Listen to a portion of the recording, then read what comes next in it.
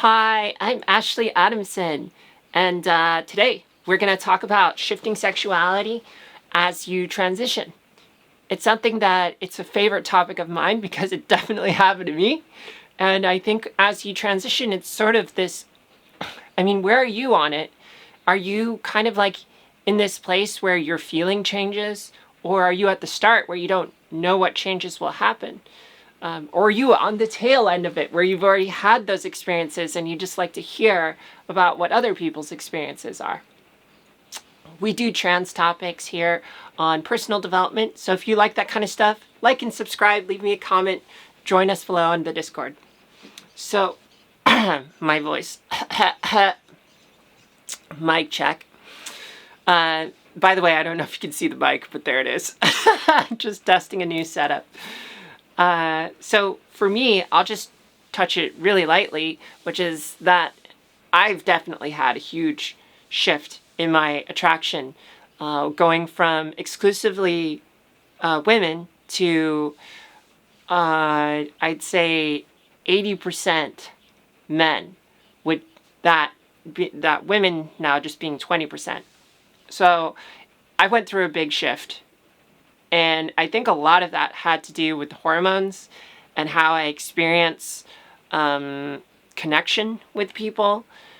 The way that I had framed my entire male constructed sexual energy and connection was ultimately around creating a space for women, because that was my way of being of service to someone, to say, okay, like, this is who you want me to be as this masculine shell. It's what I've been practicing my whole life, if you know what I mean.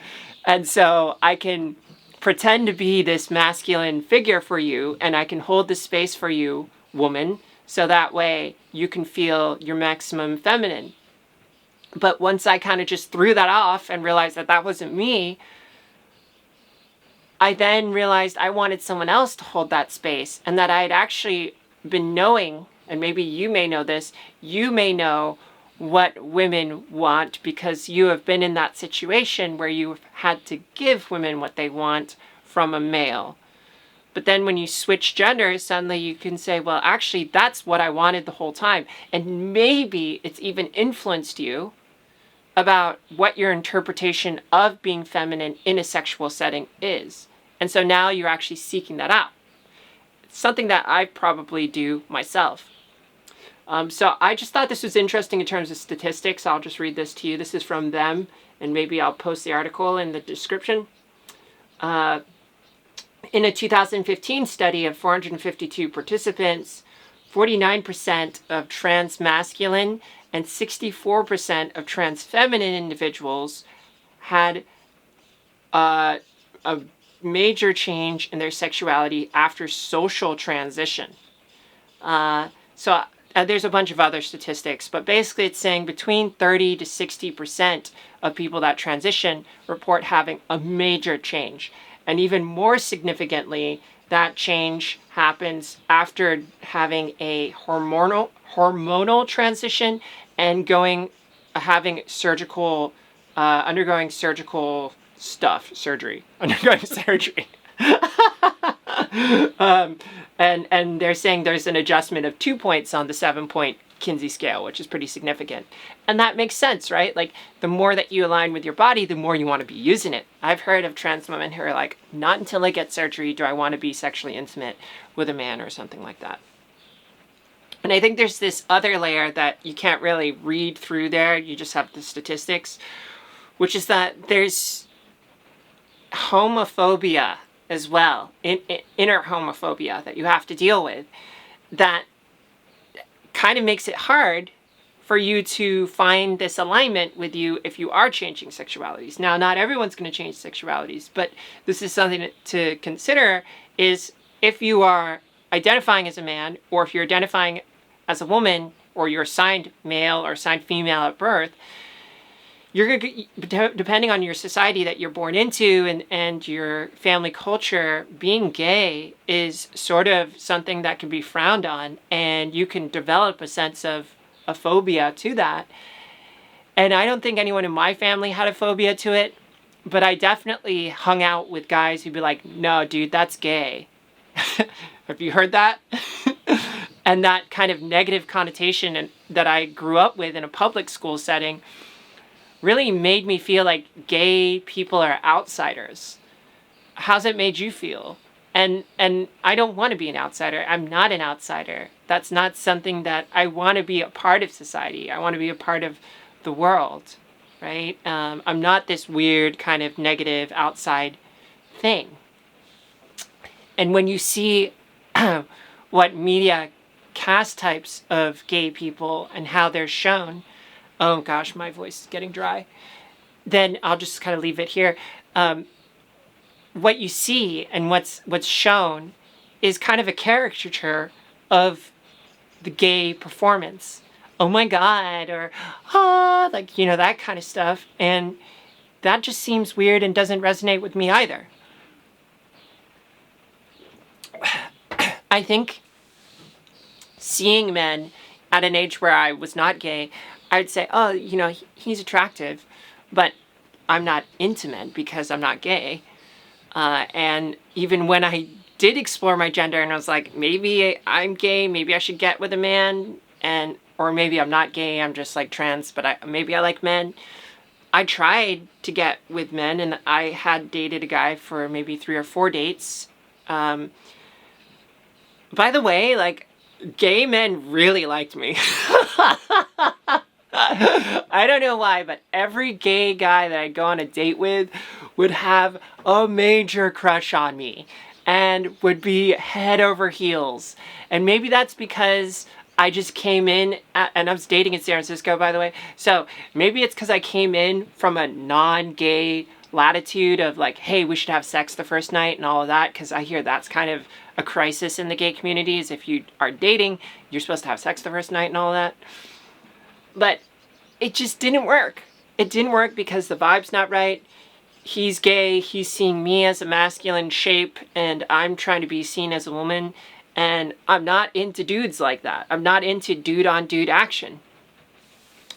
So, like, examine this relationship with yourself. Like, think about how much you care about gay and all of that, and as you transition, how much of your femininity is now engaged when you connect with the masculine shape and figure. How much of that is now something that you need or that you desire as fuel to channel your feminine side, the feminine part of you.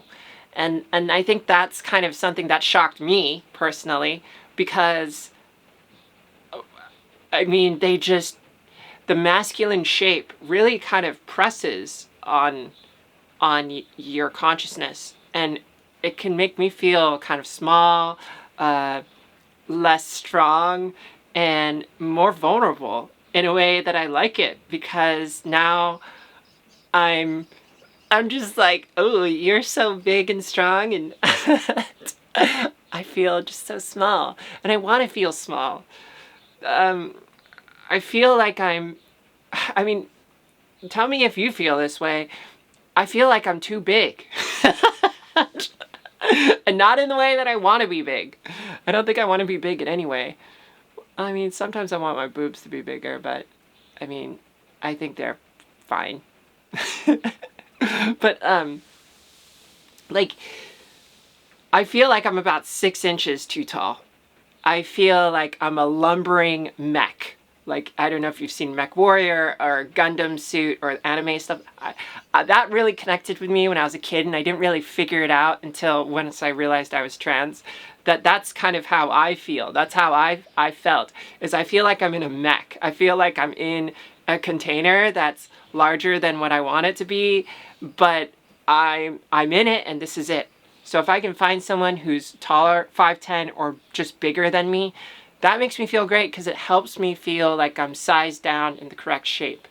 And that's what I also love about men. I just can't get that from women. Like, maybe I could just date a tall woman, but then you're mixing up gender roles, and it's just not, it doesn't hit in the same way. And I have to say, I kind of hate this. Some people say this.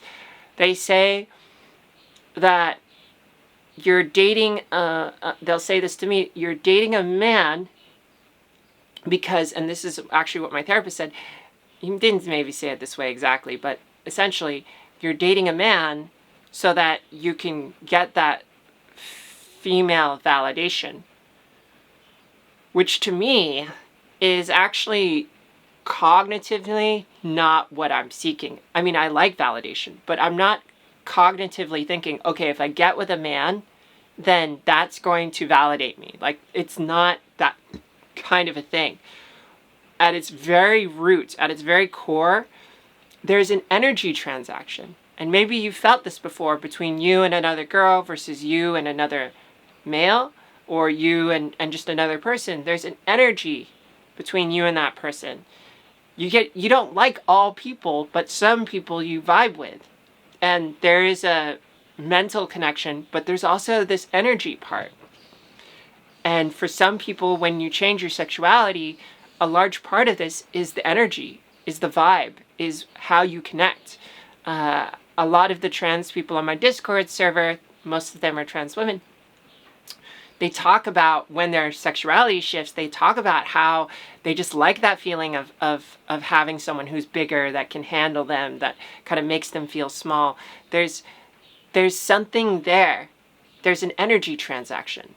And I think that's kind of the root of it, is you change perception in your hormones, and then the way you interact energetically can also shift because you're perceiving the world differently. And for some people, it stays the same. Sometimes it's just like, I'm a woman before, even though I'm assigned male at birth, I take hormones, I see things more femininely, but I'm still exactly attracted to the same character. And other people, like myself, go, okay, I'm a man, I get with women, and that's how we vibe, but now I've changed my energy, and suddenly I like this switch of how I engage, and actually completely discard the previous roles that I had into a new body. Does that make sense? So I hope this was a helpful thing for you. If you'd like to support me, you can give me a super thanks now on YouTube, or support me on Patreon. There's our Discord group, other trans people, if you want to talk to other trans folks and hang out there. And I want to just give a shout out to my $20 patrons. Freya, Jay White, Sarah, Lexi, Lori, Kara, Leah, Raharbin, and Ayla. Thank you so much for supporting me. I'll see you in another episode soon. Bye.